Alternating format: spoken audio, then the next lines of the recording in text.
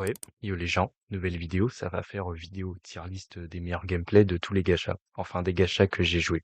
La tier list, il va se baser que sur le gameplay combat et pas sur l'overall, exploration, tout ça, tout ça. Donc si tu es là pour savoir qui est le meilleur gacha de tous les temps, c'est pas la bonne vidéo. Mais si tu es là pour savoir quel gacha a le meilleur gameplay combat de tous les temps, et selon moi, puisque c'est quand même une dictature, t'as vu, eh bien là tu es au bon endroit là. Dans la dernière vidéo, je vous ai demandé un objectif de 5 likes. Vous me l'avez explosé, hein. Non, vraiment, je vous remercie sincèrement. Et du coup, je me sens pousser des ailes. Et c'est pour ça que je vais vous demander 6 likes. En légende. Bon, maintenant que tout cela est dit, eh bien, je pense que la vidéo peut commencer, hein, en vrai de vrai. Eh bien, voilà les gens. On se retrouve maintenant un peu dans la méta YouTube. Bon, du coup, dans la liste, on a Genshin Impact, Arc Knight Enfield. J'ai fait une vidéo dessus, qui a plutôt bien marché, mais j'ai vite décroché un peu plus tard. Ensuite, il y a Zenith Zero, que j'ai arrêté d'y jouer, pour laisser place à NTE, Neverness ou Everness, le gacha que je joue le plus, hein, ces derniers temps. Et enfin, Withering Waves, que j'ai rejoué un peu récemment, histoire de me faire une idée du gameplay du coup pour cette vidéo, tout simplement.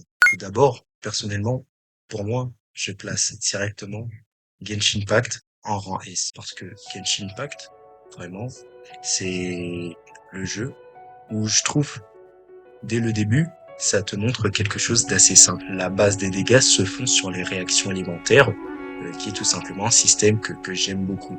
C'est-à-dire, hydro-pyro, ça fait évaporation, le feu, l'eau, ça fait évaporation.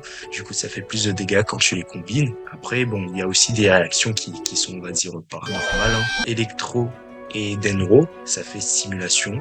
Bon, de ce que je sais, quand la foudre s'abat sur une forêt, ça fait juste un feu de forêt, mais c'est tranquille. Du coup, mis à part ça, du coup, le système de réaction, eh bien, j'aime aussi beaucoup le fait qu'on puisse exploiter des mécaniques, quelque chose que je ne retrouve pas vraiment dans les autres jeux. Récemment, j'ai eu Citali dans la dernière vidéo où j'invoquais Sandroné aussi. Grâce à Citali, je peux faire un combo avec Mavuka dans la team qui permet de monter les dégâts à 200 de DPS. Et en ce sens, eh bien, c'est pas le seul combo qu'il y a. Par exemple, il y a Skirk, encore Diluc, Dragon, truc comme ça, ouais, je sais pas c'est quoi le nom, mais du coup, le fait qu'on puisse exploiter certaines mécaniques qui me paraissent pas vraiment pensées par le jeu, je trouve que avoir une telle marge stylée, tout simplement. Aussi, niveau visuel, bon, je reconnais que parmi les autres, c'est le jeu qui est le moins de dynamisme, hein. En vrai, je trouve que ce n'est pas tant si un problème que ça dans l'idée où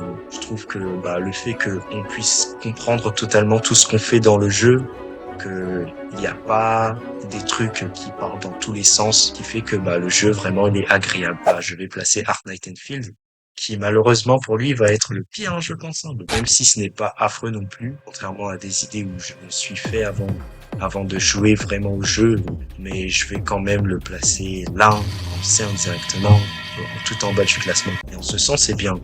Ce qui me fait le placer tout en bas, eh bien, je dirais que, bah, j'aime pas le fait que il y a toute ta team qui est déjà déployée et que, tu peux mettre les ultis des autres et les compétences, mais tu n'es pas forcément obligé de les contrôler, qu'ils attaquent alors que je fais rien de spécial, ça fait comme si c'était pas moi qui jouais un peu.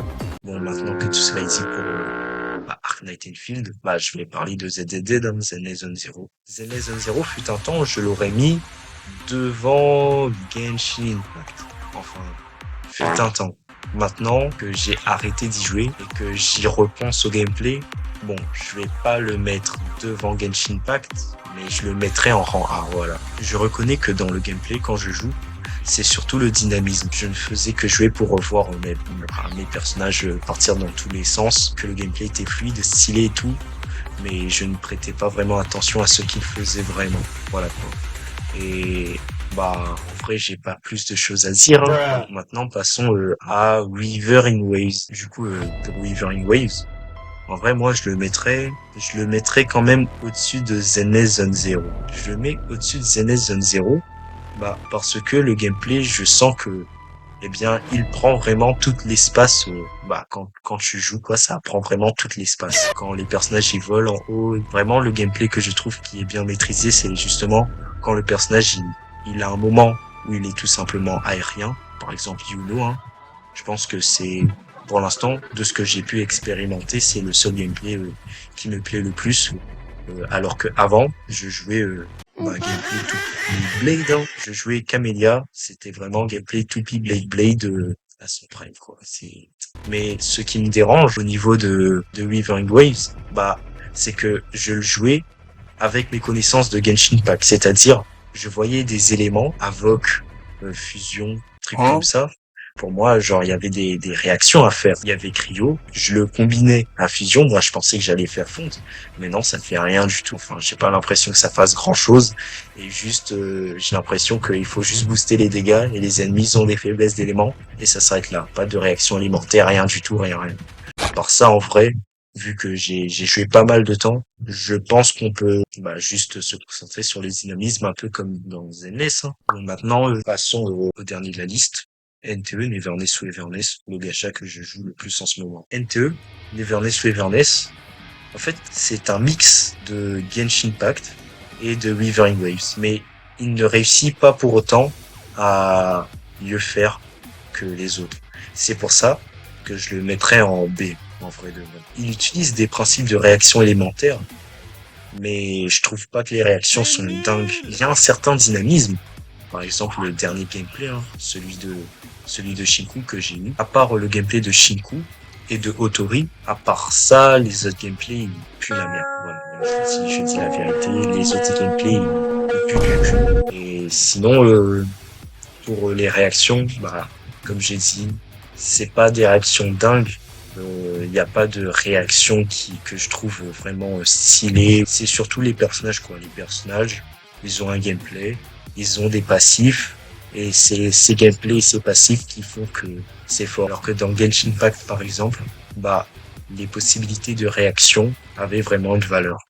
Même si ces derniers temps, moi, enfin, en quelque sorte, si, beaucoup plus, mais c'est restrictif dans le sens où ce n'est plus les réactions élémentaires de base qui marchent le mieux, mais des réactions comme Astroconduction, l'élocution, bref, des réactions élémentaires réservées à certains personnages. Eh bien voilà les gens, voici à quoi ressemble ma tier list des gameplays de chaque gacha. Si vous l'aurez fait différemment, n'hésitez pas à le dire en commentaire. Et si vous voulez que je me justifie un peu plus pour certains classements, demandez-moi en commentaire, je le ferai avec plaisir puisque je l'avoue que dans cette vidéo, il n'y a pas que des arguments solides. Si vous êtes encore là à ce moment-là de la vidéo, c'est vraiment la fin, donc vraiment abonnez-vous. Aussi maintenant je monte sur logiciel, sur PC, donc je prends beaucoup plus de temps à faire le montage, puisque je suis pas encore habitué. Avant, j'étais sur CapCut. Maintenant, quand je monte, ça ressemble à ça. Après, la vidéo, il est un peu différent de ce que je fais d'habitude. Donc, peut-être que ce n'est pas la seule raison qui fait que j'ai mis plusieurs jours à monter tout ça. En tout cas, j'espère que la vidéo vous aura plu. Et on se retrouve. On se retrouve quand, je sais pas, mais on se retrouve, hein.